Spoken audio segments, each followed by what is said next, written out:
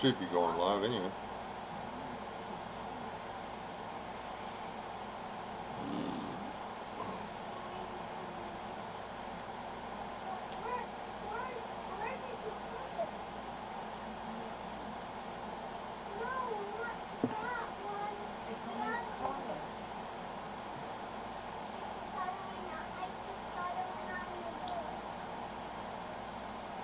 Hello.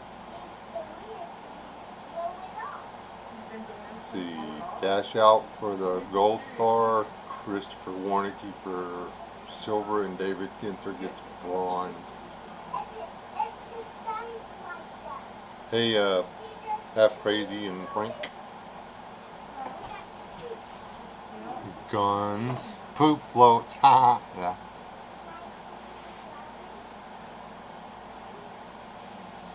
Hey diggers, the buoyancy proved to be insufficient for a 220-pound payload. And actually it was still floating, it was just floating under the water. It didn't sink.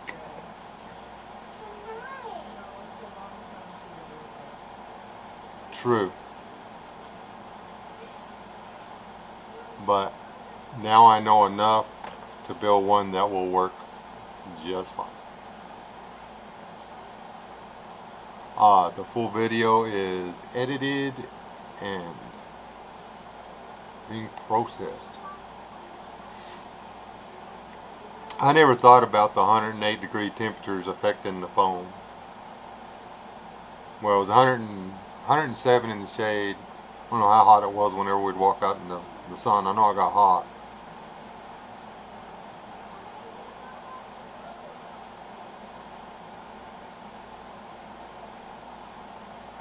I didn't quite make the subs, but you know, couldn't see not doing it.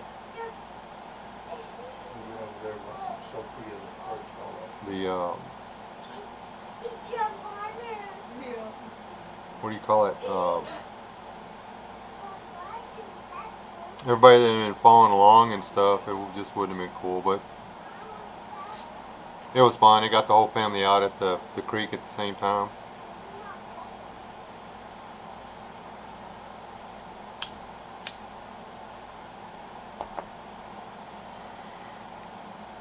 There's a whole lot more to see after my phone turned off.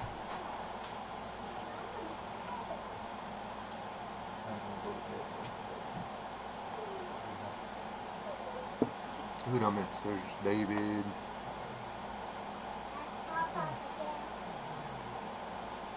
Uncle Al.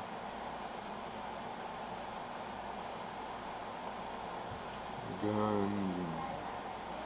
Got 2 guns in here.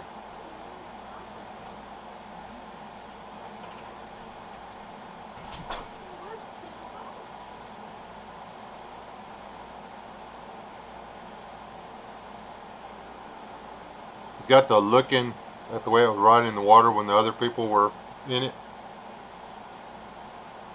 And seriously, if I'd have done the same thing on the back of the canoe as I did on the front with that cloth and the foam, I don't think anybody would have had any trouble.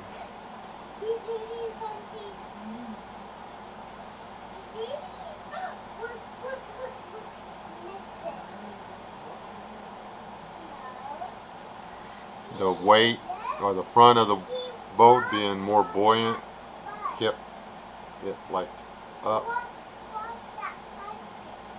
I've watched the video a couple of times to see, you know, the whole watch what's going on kind of thing. The water wings need to be on the back of the boat, and I need to do that foam. And I don't know, you know, I just deburr it and take all the dangerous screws out, and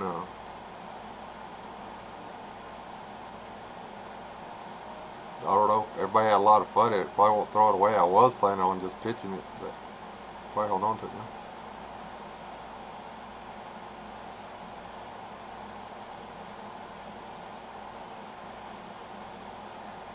If it wasn't, Shane could have made out just fine if it hadn't been for the whole, there was a way that the water was able to get in the back of the boat, and it was full. The whole back of the boat was full of water, and he was sitting in the water, but it was still floating. It was actually kind of cool.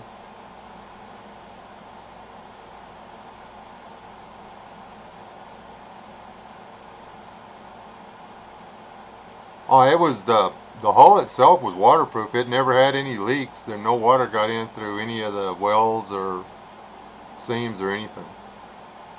The water came over the top. The problem wasn't in my ability to build a boat. The problem was in the amount of surface area of the two barrels. If it had been two 55-gallon drums, there wouldn't have been a challenge. It would have just worked.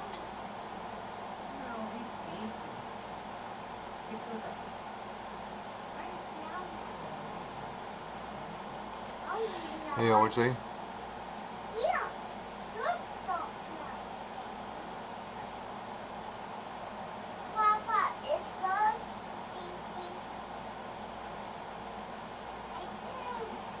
True, Dash.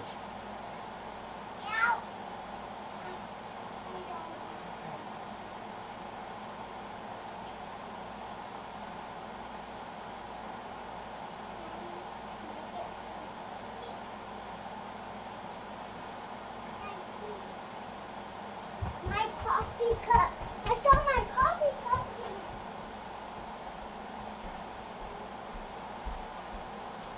Well, the outrigger idea was actually sound, except for the jugs were too small. That was like half-gallon jugs or something like that. I honestly didn't think I was going to need them at all. I'm super glad I put them on there. They were supposed to be more of a joke than anything else, because I really thought that the way I V'd the bottom of the hull would be enough to stabilize it. That was an incorrect assumption on my part.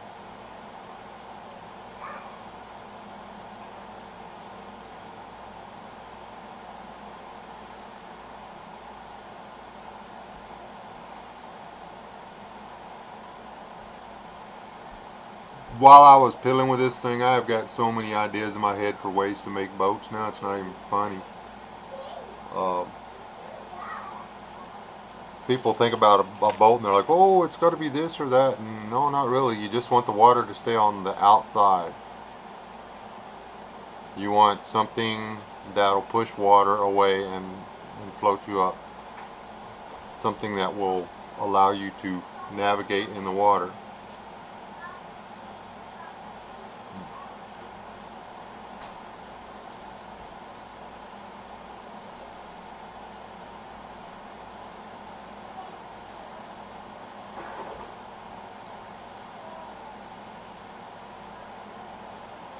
Yes, sir, outriggers.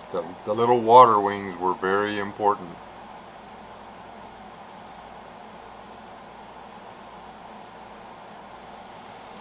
Yeah, and that's something else. I'm glad I didn't waste the time on putting the noodles on the front, because I don't know who had noticed that the noodles weren't on there. The front of the boat never got close to the water. I think I will take all that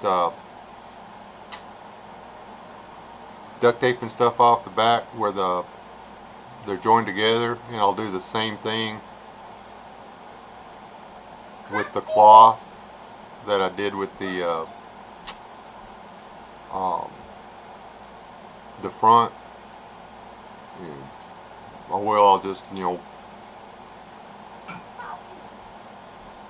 I want to go run some jugs by myself, so I'm going to throw it in there.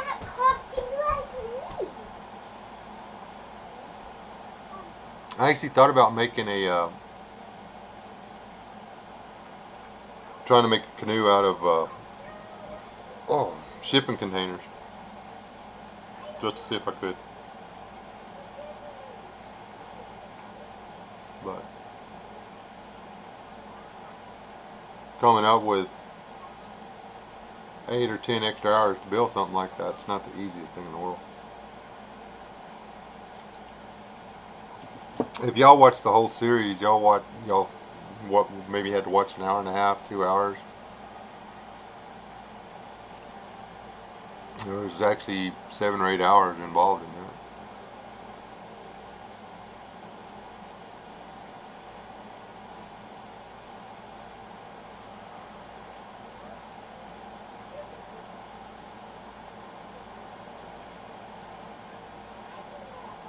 Yeah, the PVC frame covered in a tarp will work. It's been done. There's actually videos out there rolling around. I would just like to point out that I've been able to find that's going to be the first successful kayak from barrels on YouTube that I've been able to find.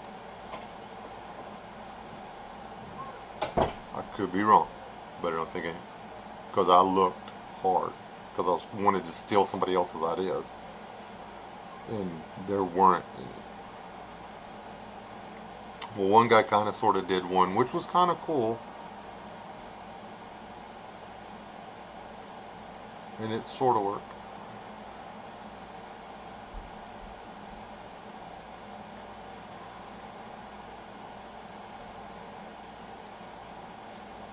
What I miss here?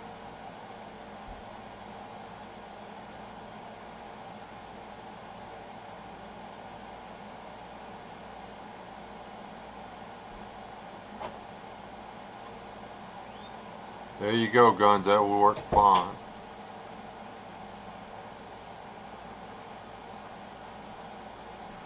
Yes, ma'am?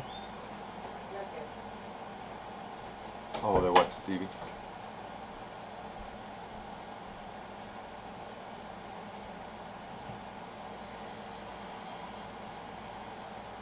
There, yeah, I have a perfect canoe, and I stood beside it to build a barrel kayak.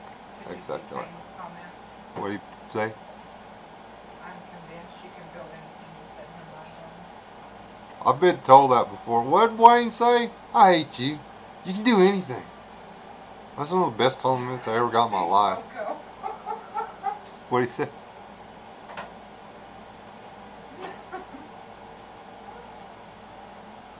The built a barrel kayak? Yeah.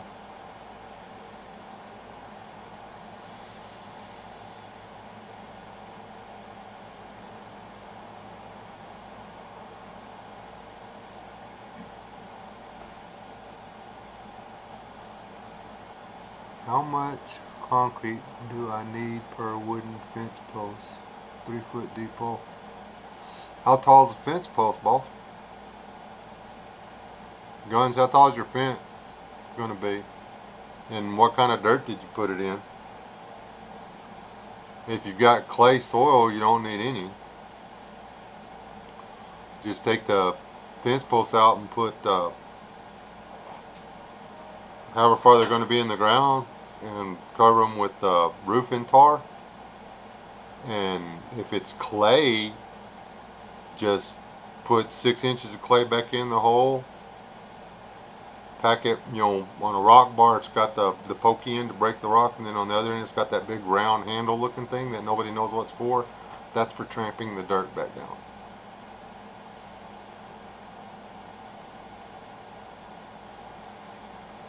But you don't need concrete all the way up. Even if you're going to put concrete, you still want to cover the fence posts in the asphalt. It keeps the bugs and the moisture and everything out. Because the concrete still won't keep the moisture away from the wood. It'll still rot if you got moisture issues. But if you want to put them 3 foot in the ground, dump. And it all depends on the size of your hole. The hole that's there. If you've got rocks,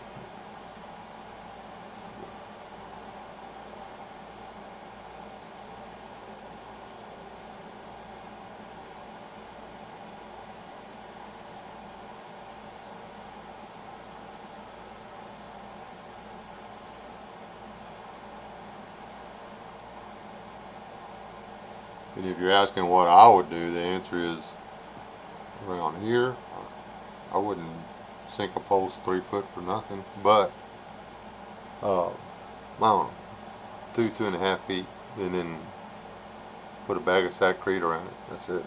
That's all I do. But I've got clay soil, clay, and then caliche.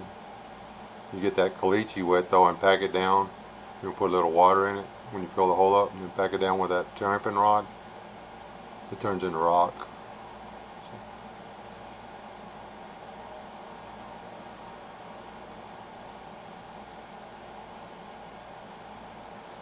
Oh, I'm sitting there waiting for the chat to roll up, and I've got it.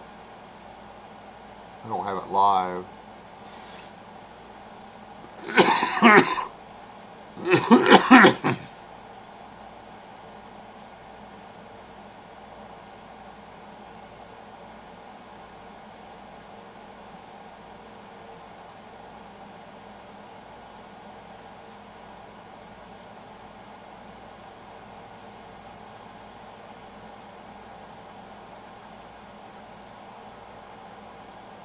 Are you rule or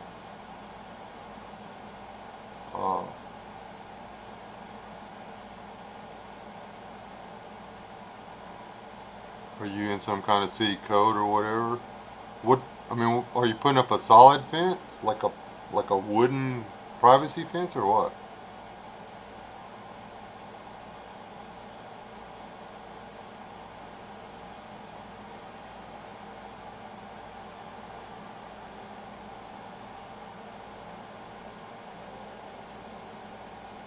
And they are y'all talking to some kind of code about digging a post hole for?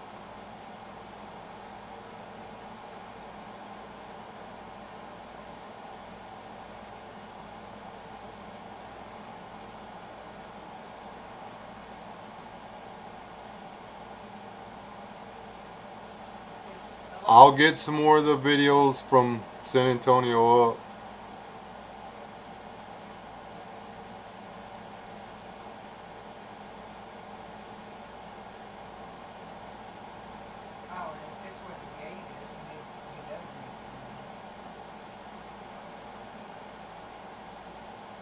Okay. The mental thing, then that's on you, but if you're not looking at the code, where there's rock, dude, I would just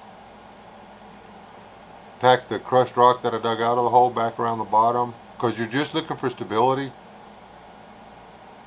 Alright, I mean, everybody wants to overdo everything, and there's other people that want to cut so many corners that the stuff never holds up, and then you've got the people that want to overdo everything to where they pissed off all their money on the project, and then they can't, you know, get their wife's new recliner, and they have to deal with the, which they deserve because they pissed all the money off on concrete for the post holes when they didn't have to. But you're if you're going to have a big walk-through gate or something like that, you need to put in gate posts, not a single post and then expect the gate to hold up, because it's attached to a post that's stuck in the ground. It's still just a post, but you need a, here I go, it's still something from Staff Sergeant's playbook.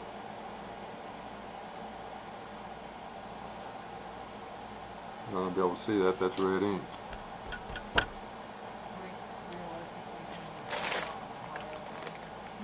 Realistically, you what?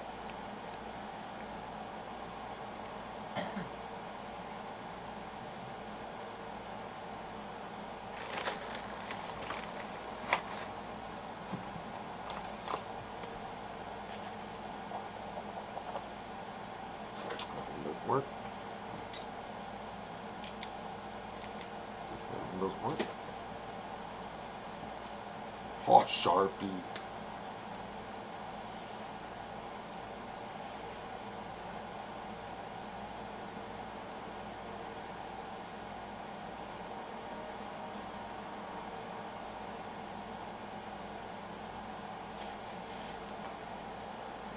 Hope y'all can see this. So I'm gonna switch over to the other thing so I can see what I'm doing.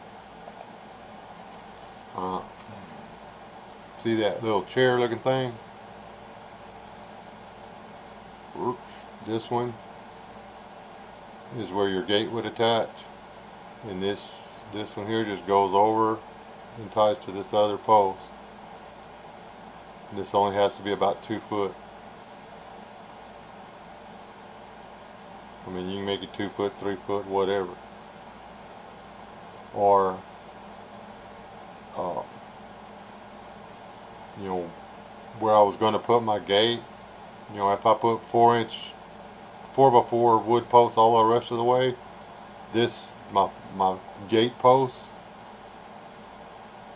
would be 4-inch square tubing. That stuff's not expensive. And it'll last just as long as the wood.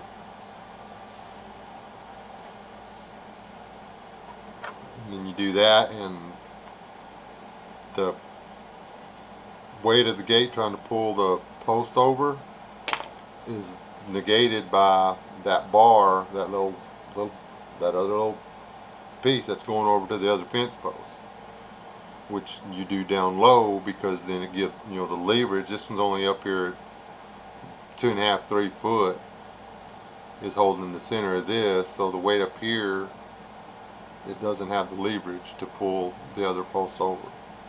It's simple. I mean, I used to build corner posts and gate posts and stuff all the time. 2 extra bags of ready mix are cheaper than your spray foam on your barrels. That is true. Who said that?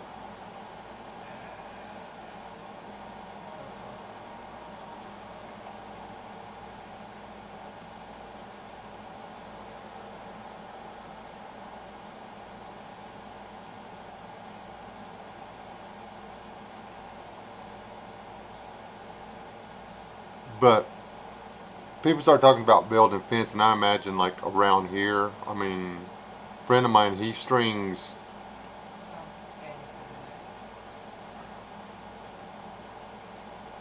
right, Daniel? He'll string miles of fence. He may put in, you know, 2 sets of gate posts a day, and then 3 or 4 corners, and then run wire between them. I mean, you can run into a lot of money dumping them few extra, you know, few extra bags of Sacred. Doesn't sound like much until that few extra turn into 20 extra or 100 extra or 300 extra or whatever. Especially if you're the guy that's having to mix that junk.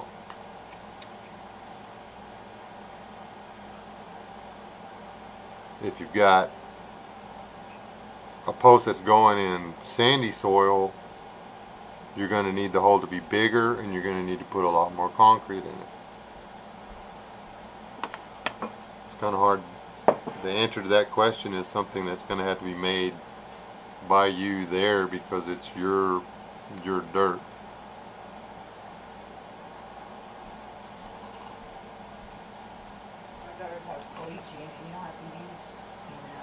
They're pot auger. Yeah, that's where we cheat. All we got to dig through 8-12 inches of dirt, and then we bust through the hard pan, and we just save all the hard pan and caliche we take out and pack that back at the bottom of the hole. Occasionally we'll fill the top of the hole in with cement, and we have been known to mix half a bag of Sacred in with the caliche we put back down in there to assure that it turns into rock.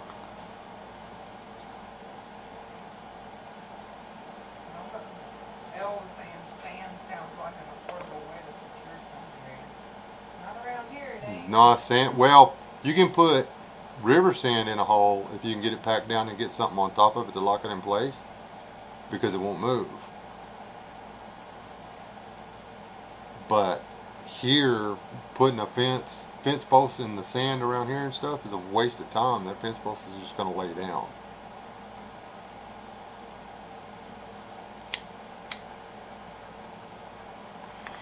You can drill a hole in a rock and fill it back up with sand and pack it down, and that sand will literally never move.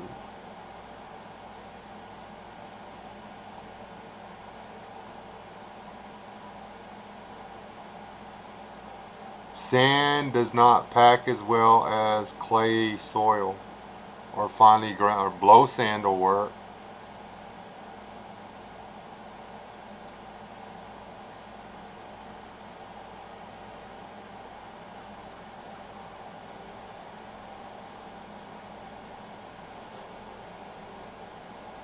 Well, if you're going through rock, you're not going to get no auger to do it.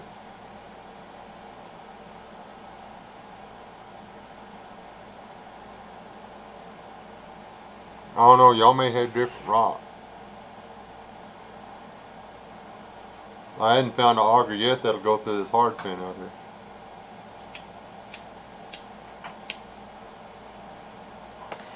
And I'm talking putting it on one of the big skid loaders and stuff. That just bounces the skid loader all over the place. You can break an auger pretty quick.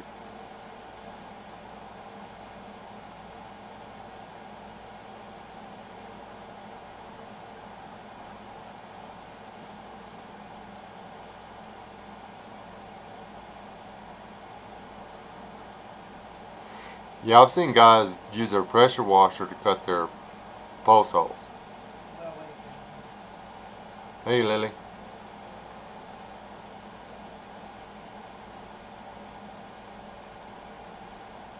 Yeah, he's got rocks to deal with, and I'm guessing you haven't dug the holes in yet. Have you bought the fence posts? What are you fencing?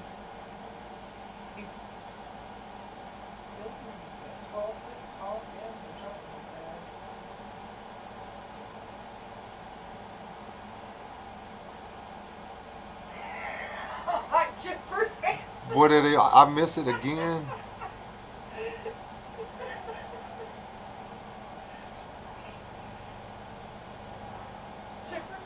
Exactly what Chipper said. And we're going to need video and photos. You're going to have to dig sample holes in each location where you intend to set the fence post. And we will need to analyze and debate each hole separately.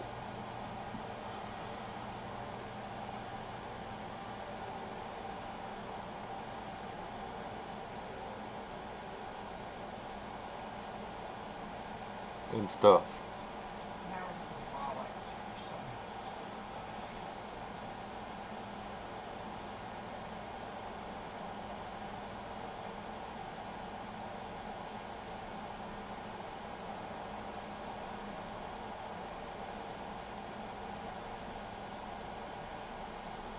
Do not drill small holes and ignite black powder in the bottom of them. That will not give you a shotgun barrel shaped hole. It will give you a really big wok shaped hole. Not rock, wok, like the little Chinese skillet thing.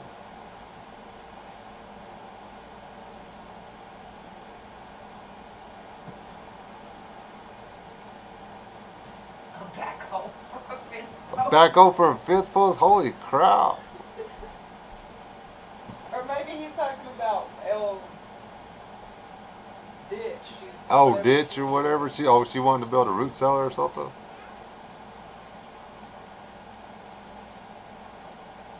Let me see if I can get the pop-up chat. I'm gonna try for the pop-out chat here, because I can't follow on this little bitty window that it gives me down here.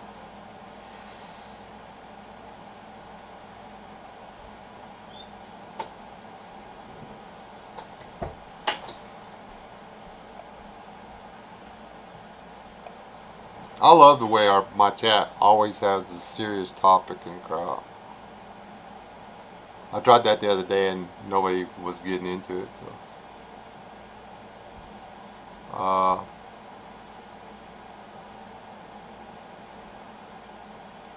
Now you might be able to do that. It could take a lot of water depending on the erosion factor of the particular material. You know, like sand erodes faster than granite kind of thing.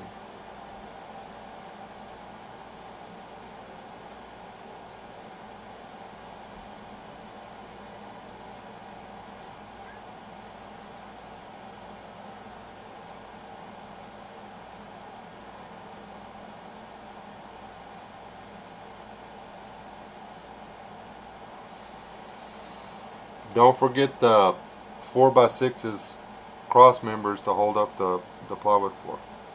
Very important.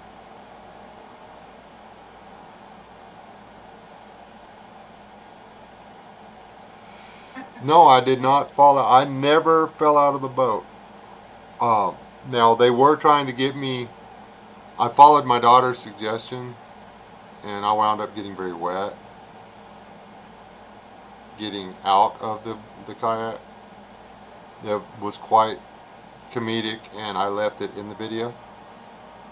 I did eliminate the volume because there were some things said that I don't want coming out of my mouth. So,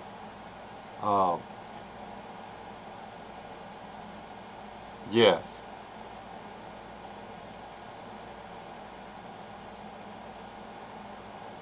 Sulfur, carbon, and nitrate will make a whole growth.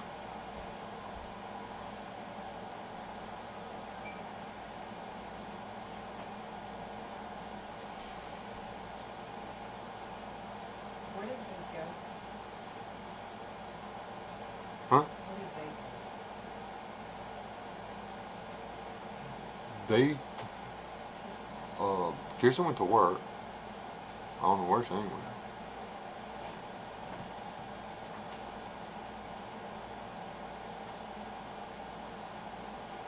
Anyhow. Now, Tyrannorite just burns real hard. It doesn't really actually explode. It's kind of annoying.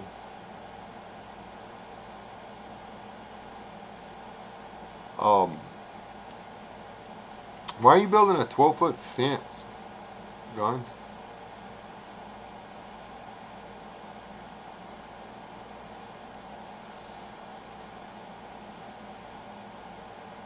Seriously though, if you drill like if you're going in rock, if you've got a long enough drill bit to drill, to auger like a 2-inch hole in the middle, the auger will follow the hole down easier.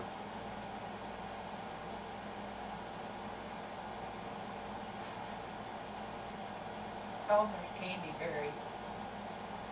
Yeah. Go mark little X's on the ground and say, everywhere there's an X, there's candy buried. That's actually a good plan. Did you hear Miss West? Go out there and mark where you want the fence posts. Put shovels. Mark where you want the fence posts with an X, and then give them a treasure map.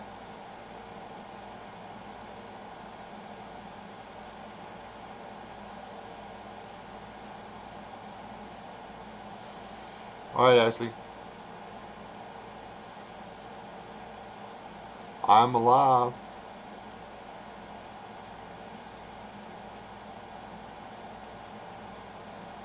Seriously though, I've never put the same amount of sackcrete in a post hole. Just depends on how big it is. You can figure on 2, I guess. You just want to know how much you needed to go buy, huh? Couple of sacks. Train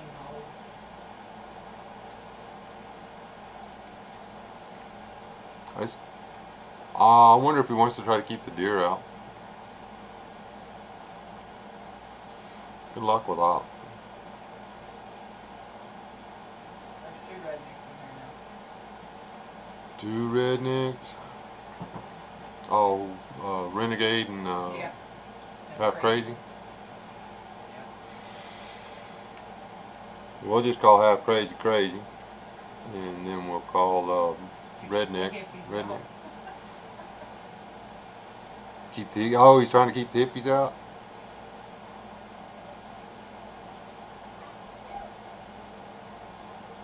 Just put a sign up that says no toeless shoes allowed. No open-toed shoes allowed. Sure. Wish somebody post that in my office. Sir, you third. Hi.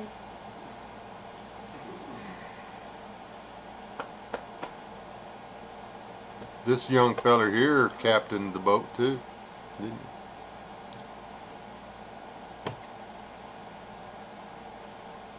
No heck, he's that loud.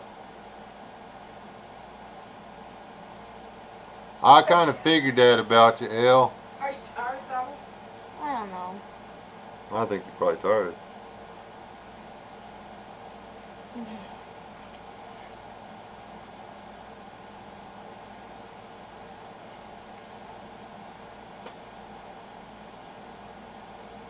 Tell Lily, hey. What? Tell Lily, hey. Hi. You're tired? I don't know. No, you can't have that. That's What something. is that? I'm making it. I was making an arrowhead, and then Liz, somebody broke it. It might have been me. So Okay. what is it supposed to be now Is a- exactly? It was a harpoon point for. So I make a bow. I was Yeah. making some arrows for it, and I was gonna go try to go fishing, but I broke it when I was making it. So now I have to start over. I broke it. So what is it supposed to be? It's the What- point what to is the that? arrow. Like, what That's is that okay. now? Like, say this bag is a fish, Okay. and you shoot it. Pretty cool, huh? Yeah. It worked. Except I broke one side. It might still work. I don't know. See, the whole idea is to make it so you put the point, the arrow in here, and it shoots the fish and it hits. And the force of the arrow drives the point in, and then the point comes out of the end of the shaft. Because my shafts are fragile. They're not made out of hardwood. They're made out of a softwood. So it comes out. This attached to a line stays in the fish. Privateer Prepper said, good evening. Hello, Privateer Prepper. Talking to my grandson. Sorry. You can play with it, just don't lose it. You want to check it out? Sure. You fixing to go to sleep, or what are you gonna do? Oh, I didn't think you stabbed me with No, I'm not that one. I've been to like 10. it. It's 32 minutes. Yeah. I'm just gonna come over here. If you remind me tomorrow, I'll string this bow up and let you try to shoot it. Okay. You're gonna have to deet your Wheaties though. Pretty stout little bow.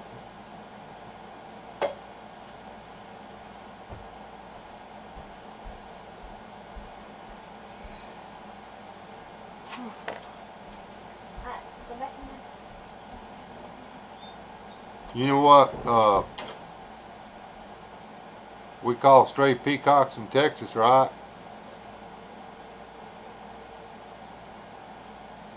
Food.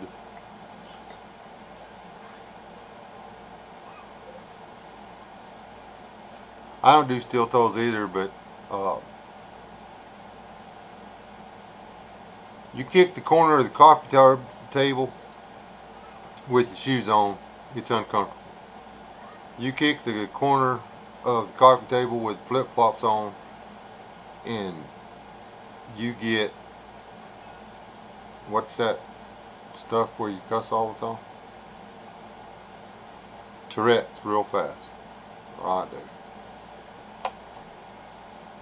And yeah, I see people going to the rough side of the lake all the time. They get out and they're running around in the bushes and the weeds and stuff wearing flip-flops. And I'm going, you're gonna die. You're gonna die because you don't want to learn how to tie your shoes.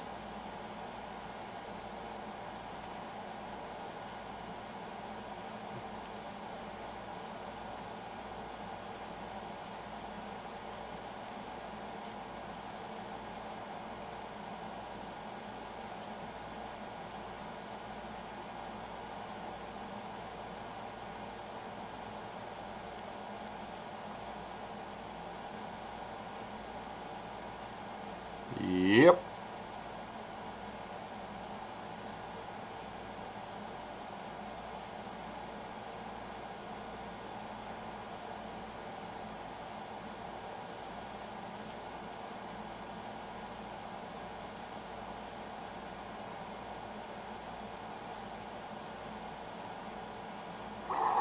How many pairs of boots? You do got a few pairs of boots, don't you? I didn't think about that.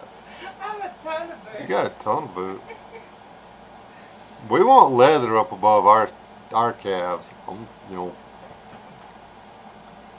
I want that cow, pig, whatever zebra hide. I have 4 pair of boots that come to my knees. Yeah. And then, like, 3 or 4 other pairs. Nope. I have two that come to my shin, and then You can tell yeah, people. I've got a bunch of boots. You can tell people that live. Well, the lady who shall not be named, the black-haired lady at your office or whatever. She walks into work wearing boots every day, and she lives out in the boonies. And you wear boots to work. You live out in the boonies. And then you got those people that live in town, or their idea of living out in the boonies is they got a solid fence around their yard with, mothballs around the outside perimeter, so nothing goes in there. Who said that? Christopher. Oh, Christopher Warnicki. Good night, Christopher. Have a good night. Anyway, you can tell the people that are out kicking around in the bushes and the people who ain't by what they wear.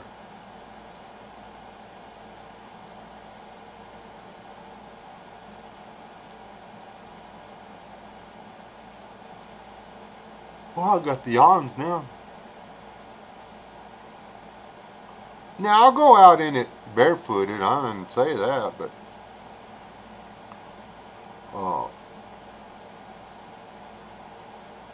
I don't want to put something on the bottom of my feet that's going to keep me from getting stickers and then walk around out there and act like I got on shoes, is what I'm saying. I walk real careful when I'm wearing anything but boots.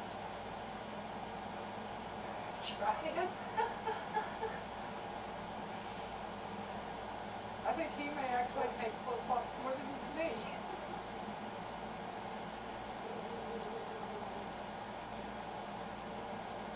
Cody Lindane's a nut, though.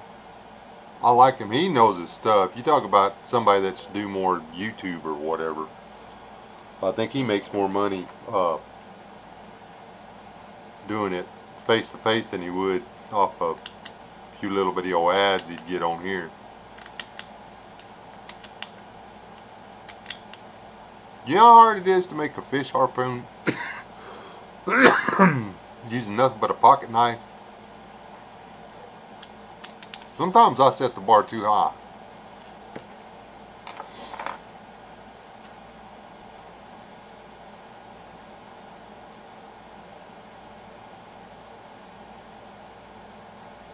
What a minute, what a minute, what a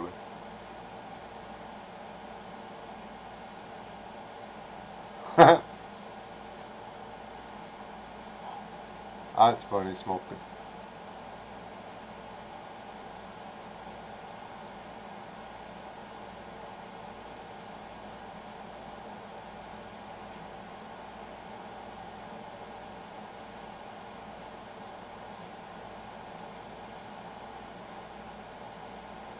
And flip-flops are great for,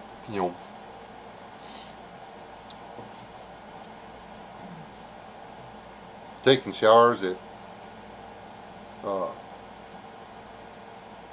RV campgrounds and stuff like that. Because, I mean, the last guy that was in that shower, what do you reckon kind of the foot diseases and stuff they got?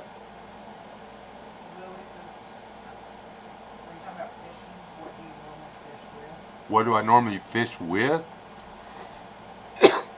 Well, I've fished for a long time, Lily. In the first 20 years, I didn't catch much. But then I realized that if I actually put a hook on the end of the string, it greatly increased my chances. Do like me, Wes. Play with full, then nobody expects anything. Who's that? Chipper. Chipper. Yeah, there you go. They won't be disappointed when you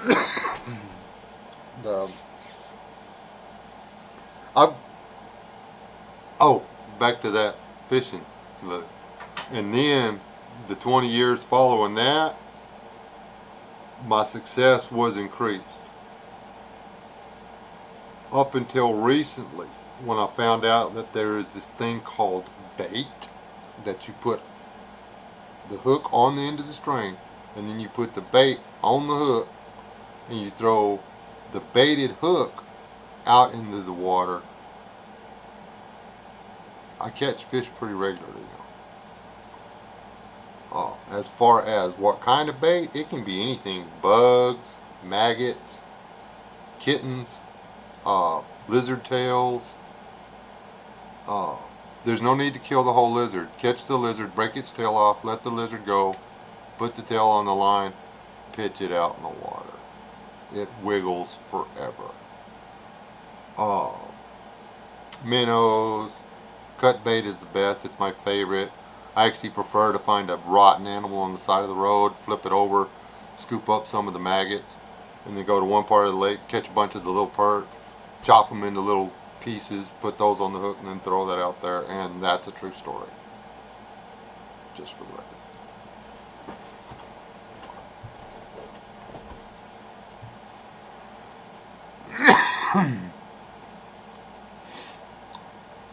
If I see a lake that says lures only, I drive on.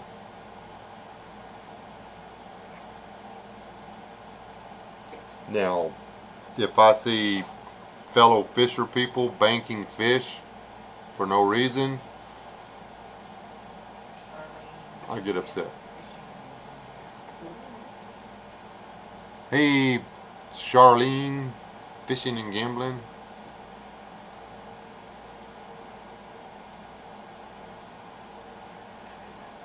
But Lily, did that help you on your fishing stuff?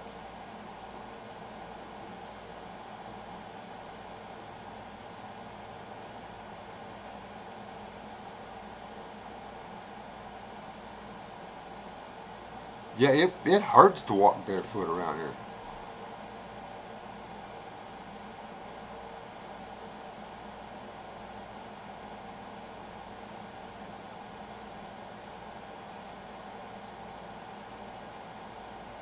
Got you, dash out. You be careful. Sleep tight.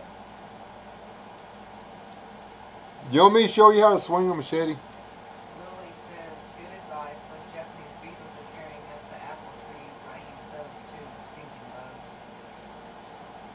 bugs. If on a serious note there, Lily, that's actually something that's kind of cool that you brought that up.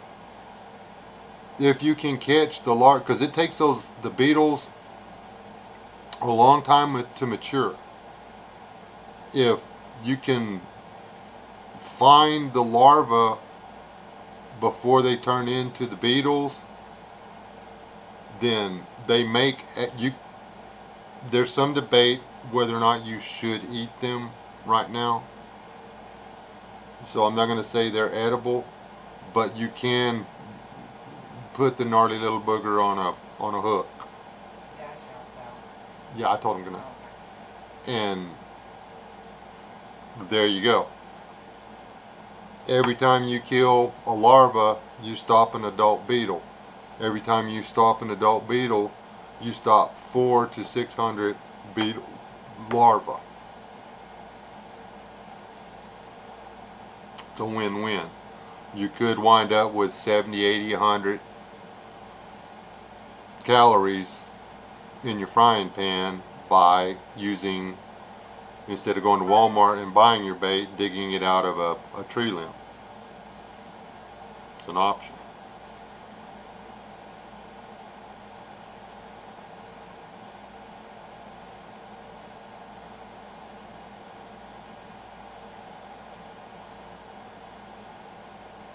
Gosh, a pistol.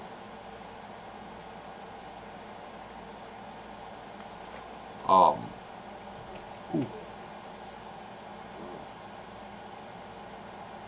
What's the weirdest thing y'all have used for bait? The weirdest successful bait that you've ever used? Lures included, you know, improvised lures or whatever.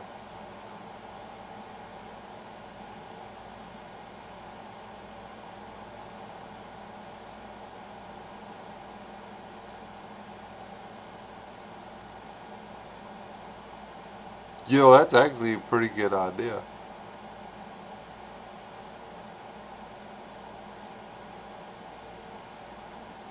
You can't eat fish. How come?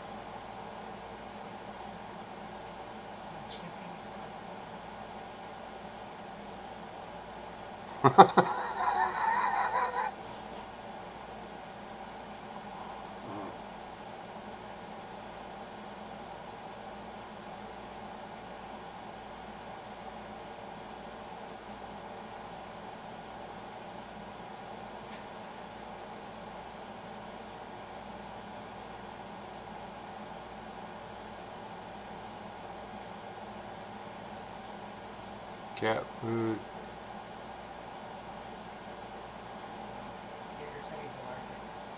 Oh, that sucks.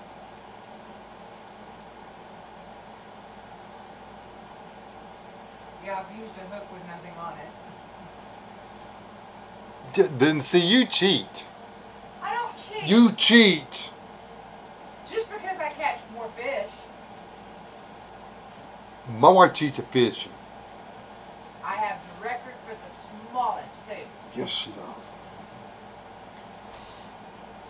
She will aggravate the fish to a point where they actually declare war upon her. And then she will dangle a hook in the water with no bait. They will, in anger, attack the hook, and she will pull them out of the water. I have seen her do it to these little tiny guppies. She hooked a guppy. She got the guppy to bite the end of the pointy end of the hook, and she pulled it up out of the water.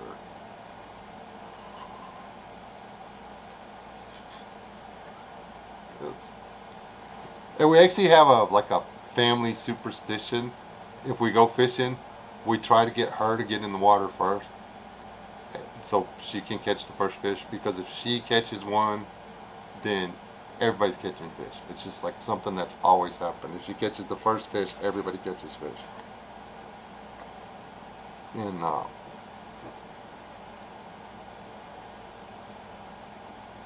she abuses it now. She'll like take forever to get her bait out in the water. We're all sitting there going,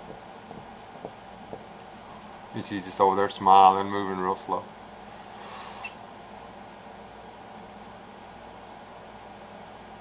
Yes, I've done it.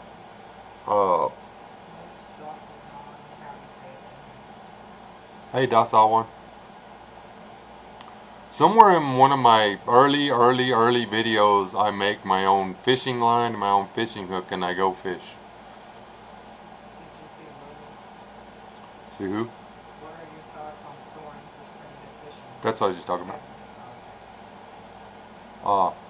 I can make a fish hook out of fish bones, bone, mesquite thorns, cactus thorns. A grenade. Grenades work.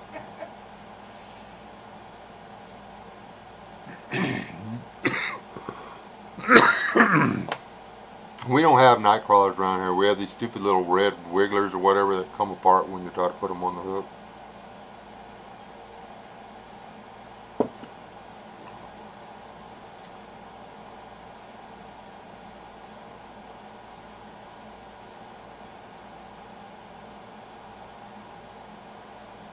I saw something on a video the other day, a hawthorn thorn or whatever. They break a twig and the thorns like here's the twig and the little thorn sticks out like this, and they break it off, and they do this little loopy thing, and then they bait it and they throw it out and let the tide cover it, and then the fish swallows it. And I mean they're catching fish with weed thorns. Nothing special, no carving. They just break it off the plant, tie the string on it the right way, shove a piece of worm over it. Did you tell Rob not? I did not see Rob come in here. Hey, Rob. Yeah, we're talking fishing.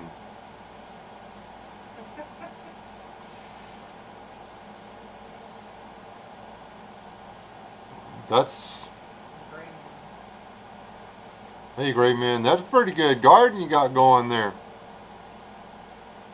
You should go. You should like harvest me some night crawlers and send them to me. Them things are like $4 a box at Wally World. But anyway, back to the weirdest bait, improvised, whatever. The weirdest thing I've ever used for successfully catching fish. The tab on your soda can. You know, you're supposed to bend it over and it'll hold the straw. I have broken those off, run the hook down there and tied it to where the hook was following the tab and pitched that out, and I've caught several fish with the tab off of a soda can. It's very doable. Sure, savage.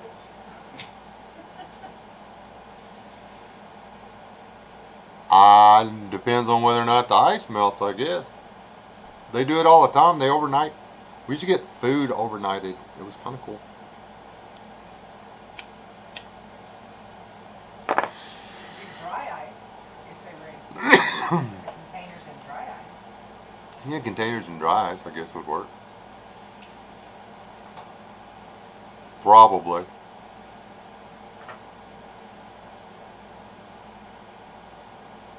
you overnighted, it wouldn't be perishable.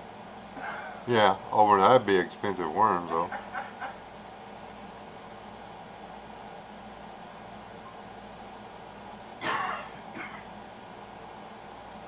Yeah, I don't ever drink anymore because, well, mostly I'm out of mixer.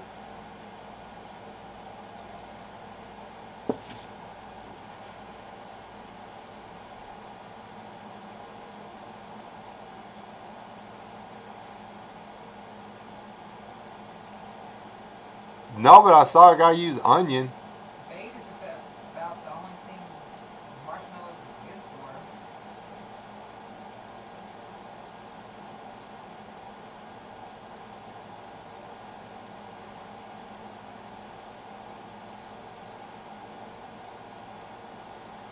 Yeah, I'm thinking a habanero probably wouldn't go over real well. I don't think so. I watched a guy catch fish with, he'd put a worm on a hook, he'd spit on it, throw it out there, take his next line, take a piece of white bread, spit on it, squish it down on the hook, and throw it out there.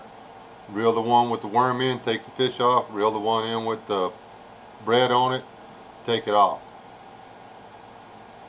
Don't know what spitting on it did, but we were fishing in the same pond. He was catching fish, I wasn't.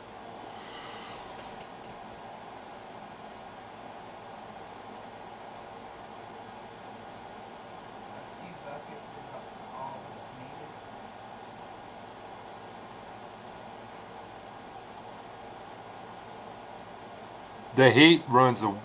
The heat and the dry run the worms out. We've got earthworms. It's just getting down to where they're at. I think that was laughter.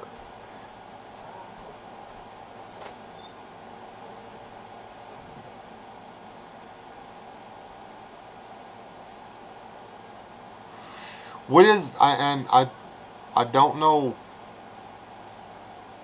I don't know what that's about.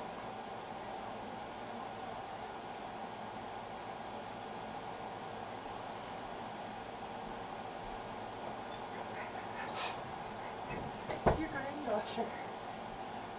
Oh gosh, it moved. I said, what? My pillow, I was laying right there on it and it just moved to the chair.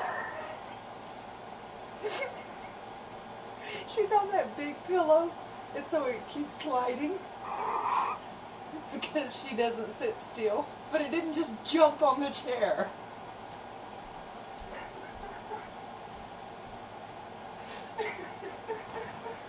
That's your grandkid. Wow.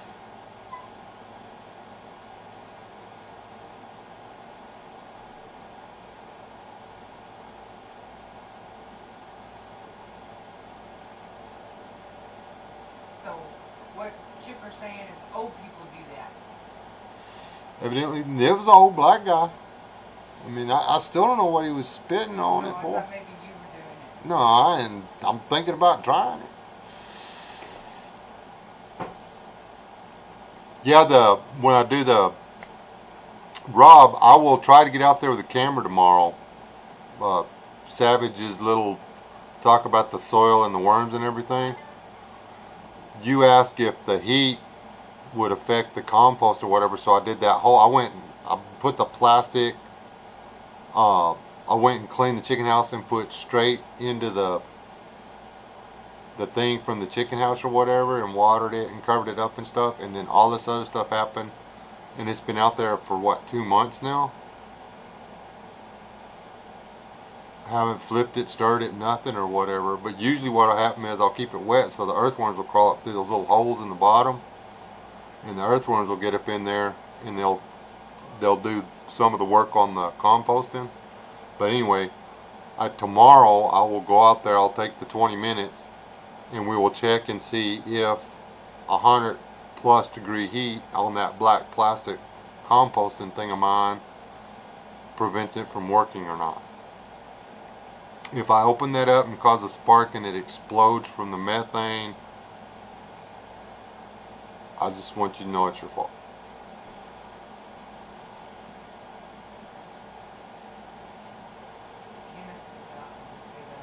Night, Kenneth? No, I didn't see it. It's going by actually pretty fast.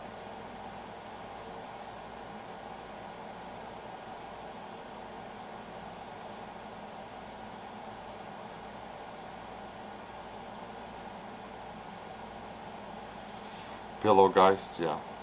Gotta watch those guys. I will have the camera rolling. The heat creates the breakdown, but there's a temperature cutoff. If it gets past 165, it'll kill the bacteria. And that was the experiment to see if it would work. I do it during the winter months, because if it gets below, I forget what the temperature was, 116, 118, something like that, it slows almost to a stop. The composting does. But if you can keep the temperature up, put it in black plastic, keep it wet and warm in the sun, it'll compost through the winter with no effort on your part. And the chickens can't scratch in it and stuff like that. But you know, if it gets too hot, it stops also. For all intents and purposes, and it's greatly reduced. It's shrunk to nearly nothing. So, you know, there may be nothing but worm poo in there by now.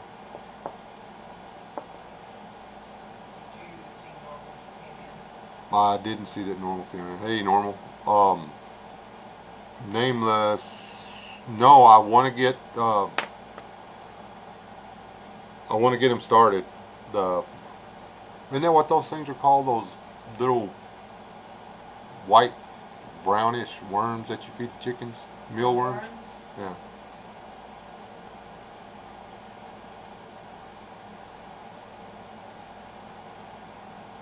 Riverbend come in? Hey, Riverbend.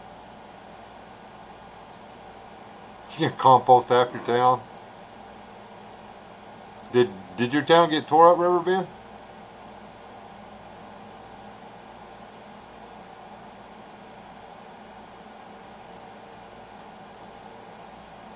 Thank you. You know, and seriously, guys, all that kayak, I know we were on it earlier and we don't really need to jump back on it, but it really was kind of an afterthought, you know, just, can I do this? And I did some research, and nobody else had done it successfully, so I figured, what the heck, I'll give it a try. But you know, barrels, a 55-gallon drum is going to run you about $40 if you can find a used one around here. So I was like, man, I'd need 3 barrels to do it. you know, I could just as easy go buy me a kayak.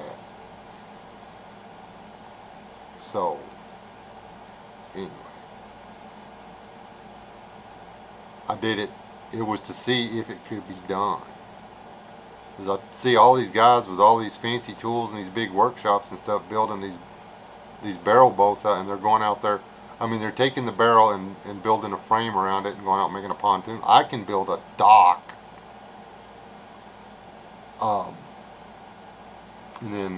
But then I found that people in Vietnam actually take these barrels, cut them apart, bolt them back together, caulk the seams, put a wooden frame in them, strap an outboard motor to them, and they use them for commercial fishing operations. Some of them have 2 boats strapped together with their house in the middle, and they're living on a boat made out with the material from 55-gallon blue barrels. They're not just strapping these things together, they're actually taking them apart and using them to make something that does not look like it was ever a barrel.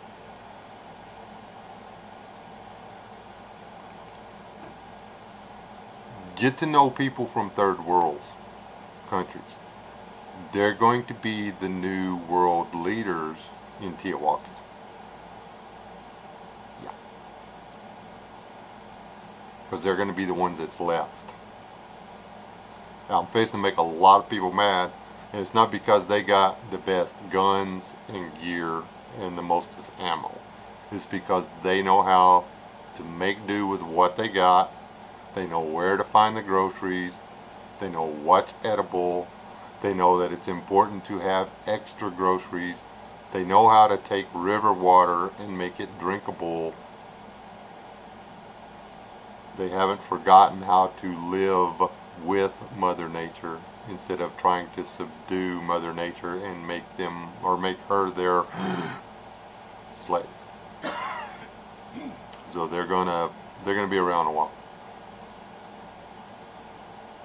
See what Steve said? What did Steve say? Steve is up here, Steve. I'll just run over to Nashville. I've got 4 barrels. All I got to do, I got to drive an hour and 45 minutes, have some coffee, shoot the breeze, maybe swim in the pool some, load the barrels up, drop back. I can do that.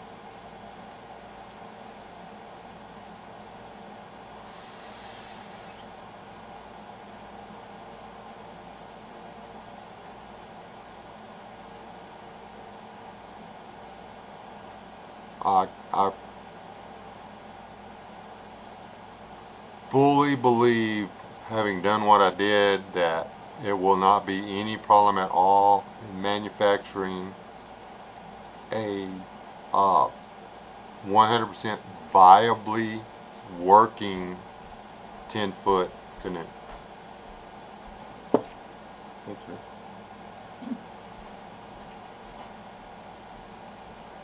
At almost zero cost. The only cost I'm going to have is I will buy the appropriate mechanical fasteners this time.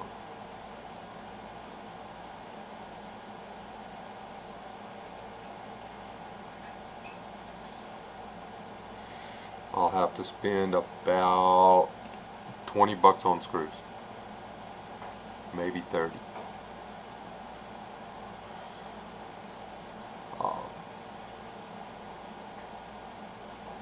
I'll probably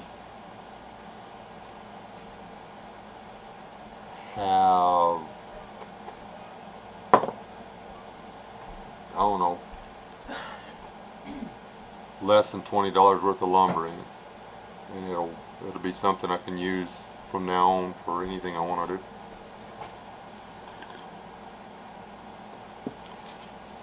And I may make a video of it, or a video series of it.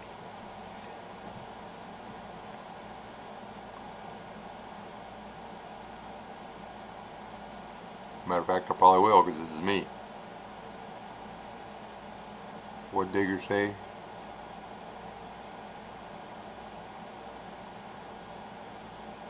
Yeah, my wife wishes I didn't believe in free stuff and didn't believe in collecting product as much as I do. I've got a lot of product spread around.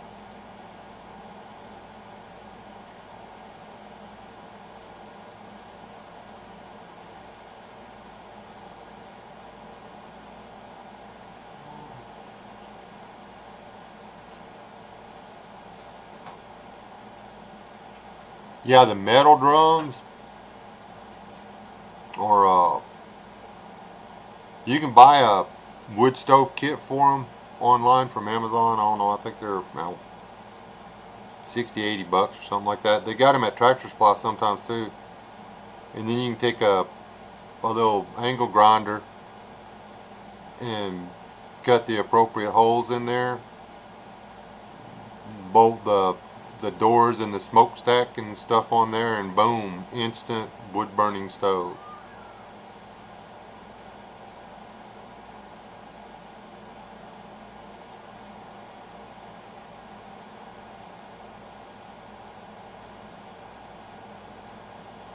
Repurposed stuff is actually better, and I've said this before too. I mean, is there any of our chicken operation that isn't repurposed?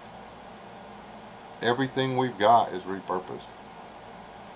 We did buy some new wire, new chicken wire, but that didn't come into play until we decided to go with the broody pins, and then all the pins are actually repurposed material. The only thing's the wire for the fence.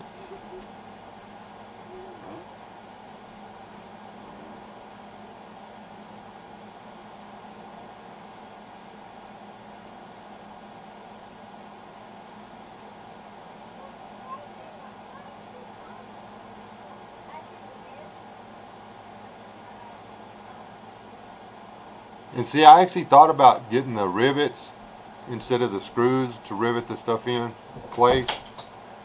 I've seen somebody's got the riveted seat on.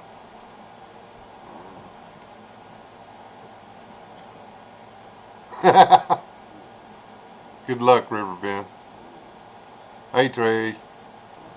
I don't got anything against Gablet or whatever. I just ain't any good at it. I had to give it up a long time ago. Got tired of going hungry.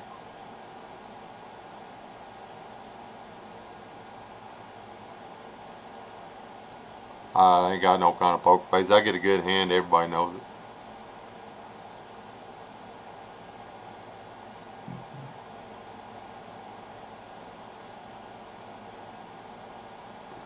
I like repurposing stuff. If I could make enough money making videos on YouTube, I'd quit doing everything else. I would just film myself doing crazy stuff like this kayak.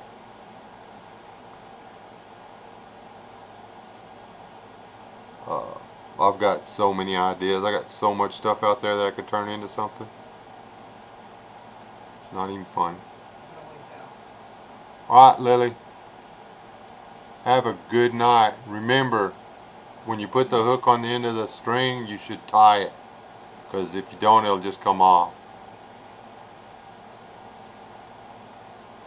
And well, even if you catch a fish with it, it's not going to matter because the fish is going to have your hook. So technically, the fish stole your hook, not you caught a fish.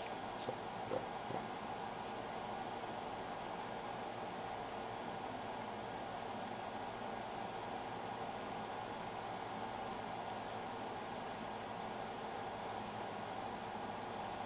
yeah. Lily, you should type in your online store. Not really, I'm just joking. But that's fine. I don't know.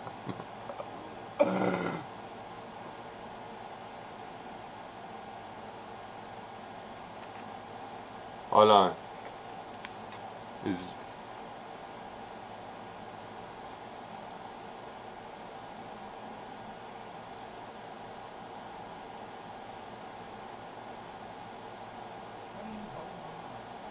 I thought somebody was like trying to get me to go video Chatty Jigger on here.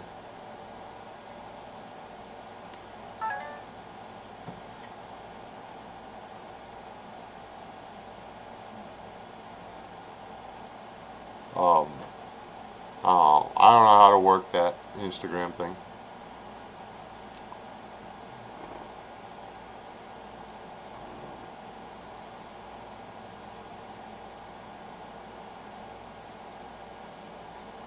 What are you talking about, Diggers? Don't get dead. I can fire off the spring top rings. Diggers, don't do that. Well, he was saying he didn't want to. You don't. Somebody said that as long as it didn't have air in it. And he's like, no, this is the spring top ring. Yeah, that if you don't know what you're doing, that can go way wrong real fast. The tools can get away with you, and That's why it's in the woods. Because it's about a fourth of the way off the rim now, so he's just got it out.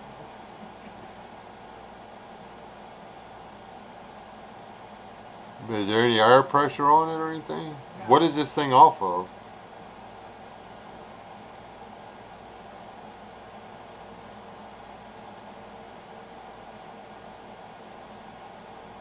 Those things, I mean, That's what they're telling me. yeah, off and on in a cage.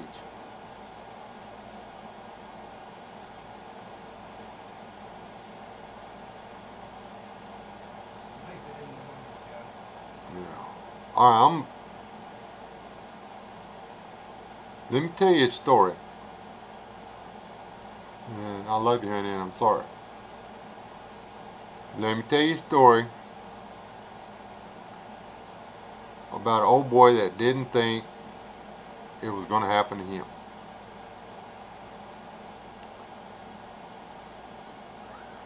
People are like, they're full of crap. Don't worry about that. That never really happens. It, 1 out of 100,000 times something like that could happen.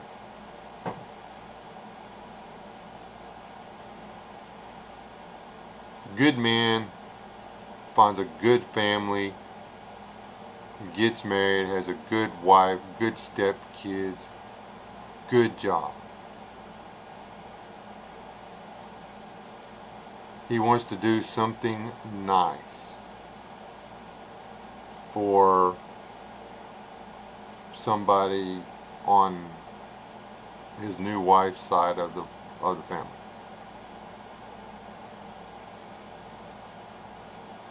And he made the mistake of going, that stuff always happens to the other guy. He was going to cut the tops out of some barrels. Open the barrels up, wrench the barrels out.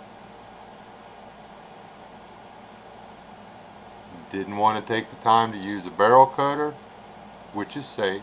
You still do it with water in it because of the sparks.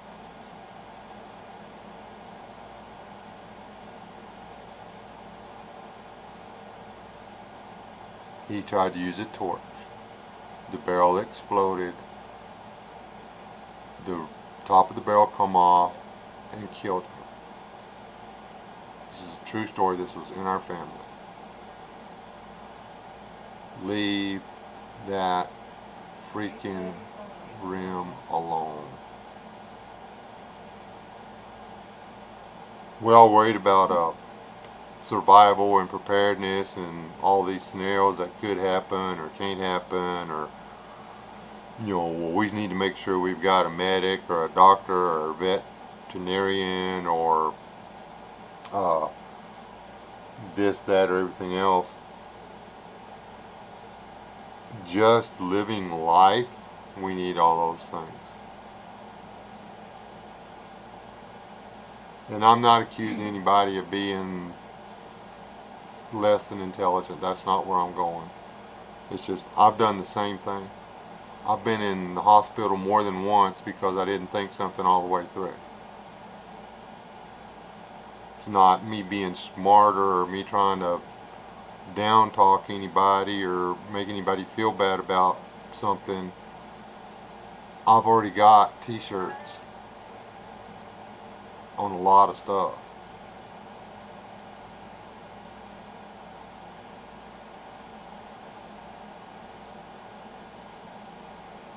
Doesn't hurt to play it safe. What is an acceptable risk?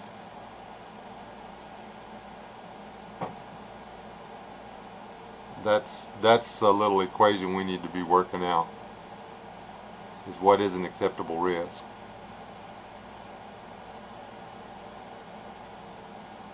You know. And somebody said something about playing the lotto over here. You know, chances of you winning the lotto ain't that good. People win it all the time.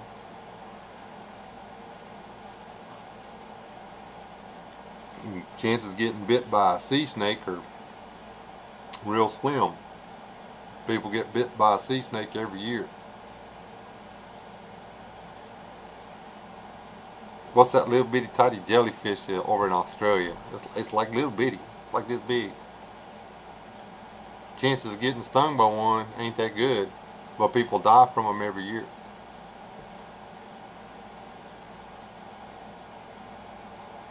It's a little bitty jellyfish. I forget what it's called.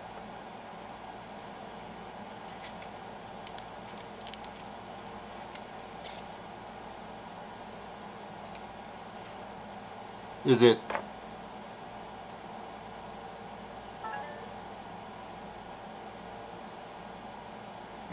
did it come up like that, half off, or is that how you found it or something?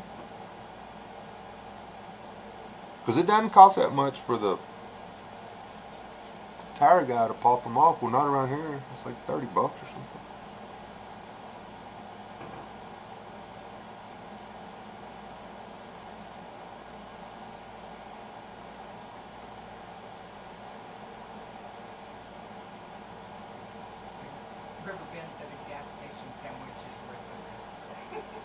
Gas station sandwich, yeah. I've eaten a lot of those. I'll tell you what, there's Gas station sushi? you gotta say no. There's a few different occasions I'd like to go back in time and do over. I mean, one to get off in time for a barbecue that was going on that afternoon was not worth the risk. Didn't they used to call them rims widow makers? Yes, they did.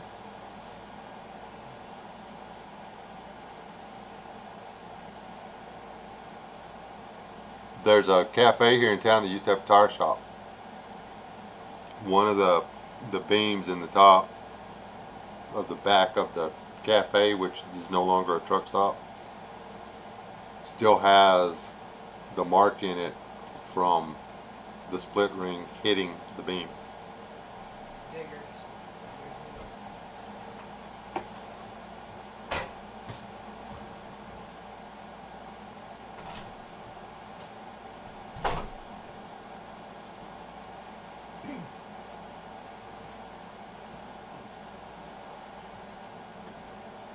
Good plan.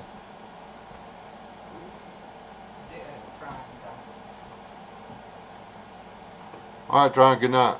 That was a good plan, diggers.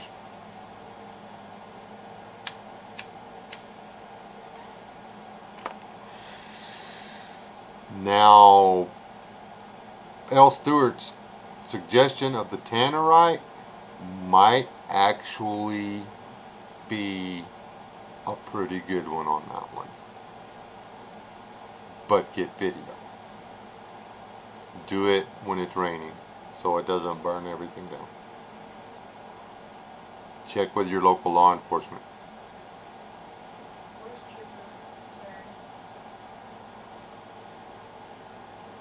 The jellyfish thing.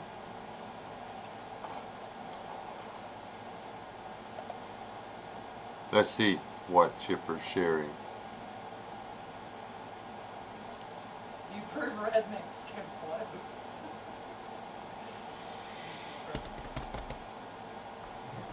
Exactly. That was my goal.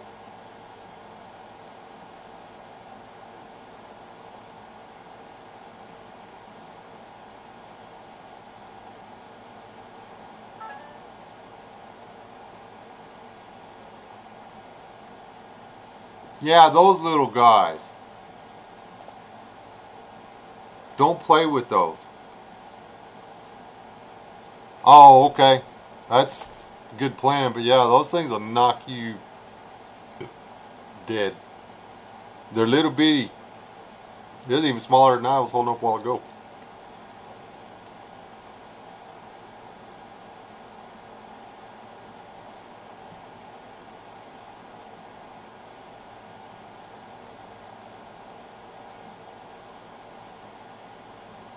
Digger said he would do the late show. Cool, so I can get off here and then get right back on and chat in yours. Cool.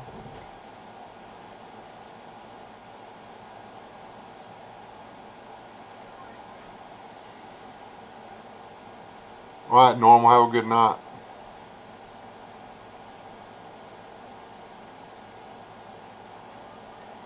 She's gonna let me build something else crazy.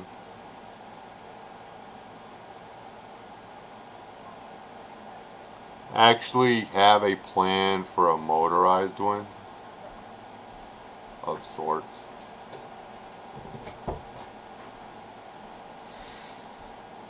BG said, hey Mrs. S, guess you'll have to wait for the life insurance to pay off.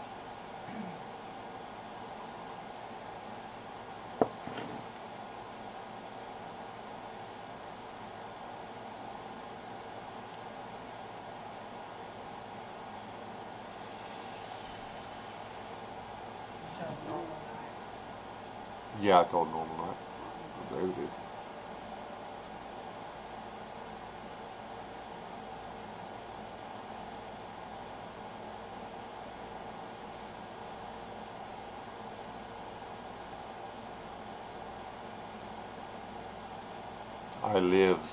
I live successfully. And I'm gonna upload I had the camera, my little Sony camera running in the background. There's actually more video.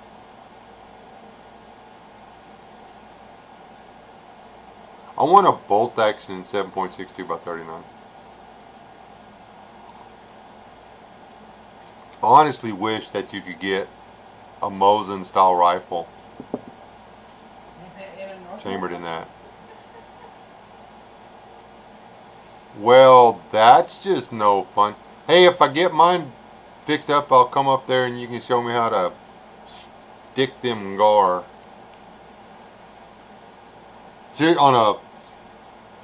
Before you get out of here, Riverbend, you need to do a video, an in-depth video on where you aim at the stupid aquatic life form so that the arrow goes into the stupid aquatic life form instead of past the aquatic life form and sticks in the bottom of the creek. Because although I am very interested in bow fishing, all I have ever done is manage to stab the bottom of the creek. And those freaking arrows are expensive. Just saying. And you don't get them back. Just saying.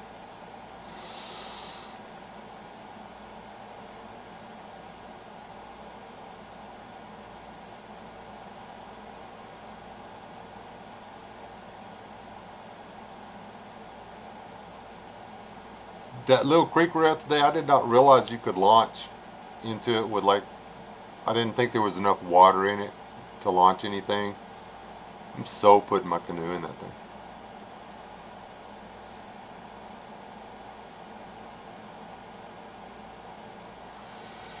Do y'all believe me if I told you that was spring-fed water? It's always, it's never gone. I've never seen that thing dry.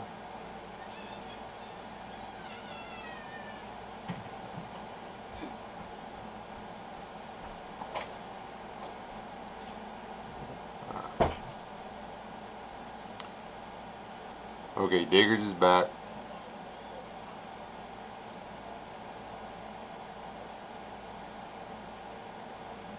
Oh, I always wear, when I'm on the water, I have no death wish, and if there's any minors in here, and if I offend the ladies, I'm sorry. My jewels are plenty big enough for me not to need to prove anything to anybody. If it's smart to wear a motorcycle helmet when you're going 80 miles an hour down the highway, guess what? I have a motorcycle helmet. If the chances of bashing your head on the side of the boat when you're falling out of the boat are as good as they are, and it's prudent to have on a life jacket when you're in the boat, I have a life jacket on when I'm in the boat.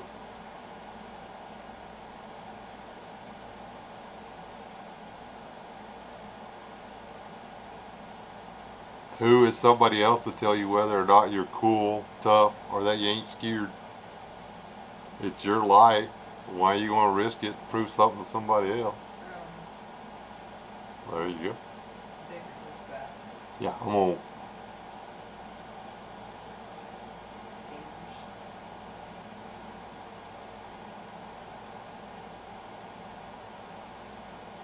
Hold on, let me open that window real quick. Diggs, you about ready to take over? I'm checking this link out real quick.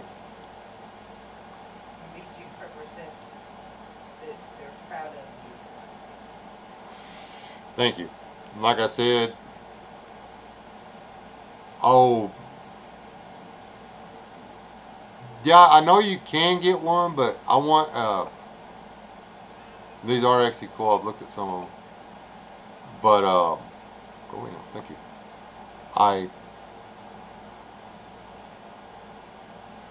We got the grandkids here. All the guns are up. If something eats a chicken tonight, it just gets a free chicken.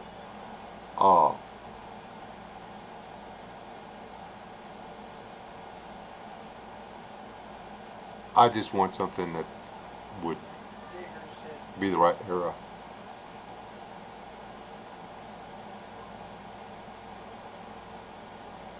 Has Rob even been talking? Yeah. Oh, I hadn't been. I can't follow He the. had stepped away for a bit, but now he said he has a sunburn because he was working in his garden without a shirt on. That's what you get, dude. Like, you know, when you look at the weather and it says UV warning over there, that doesn't mean to go native. Yeah, right. I had to edit some of the video out because I didn't have my belt on, and y'all could have told I was a white boy. See? Yeah, right. White boy. Tell him, say, there's no leaves, so no excuses. Say, I am a real boy. I'm a real boy. I'm a member of the Rainbow Unicorn Militia. I ain't scared. You're gonna have to say that again. I'm a member of the Rainbow I am a member of the Rainbow Unicorn Militia. I ain't scared. I'm a real boy. I ain't scared. I'm a real boy. Last time I tried to say that, a leaf went in my mouth. Yeah, that's on video. Did you see Benji Pepper? Oh, wait a second.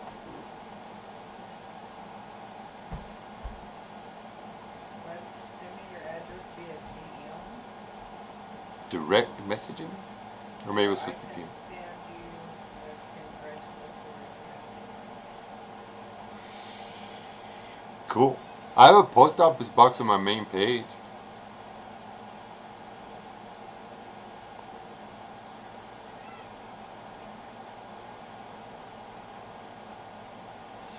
If that'll work.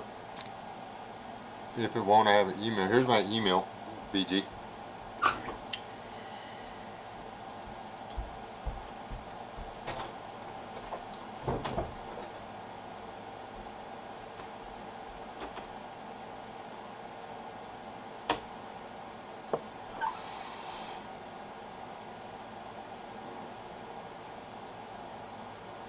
Heavy anchor with a short rope. Don't be jealous of my barrel bolt, Rob. Don't be jealous.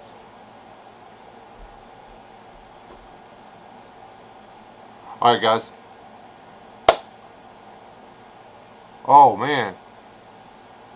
You can send some of that this way. You see what Rob said? Yeah. I can feel the love. You know, you talking all that, if you quit feeding the chickens in your boat, you can take it fishing. I'm just saying. If I'd quit letting my ducks use my canoe for a pond, I could go fishing. Way it got dark, excuse. Anyway, I'm gonna get off here. Diggers has the after show set up. The late night with Digger Outdoors coming up in just a few. I think the better part of us ought to really consider getting alive. If you people are not subscribed to each other's channel, subscribe to each other's channel. Okay?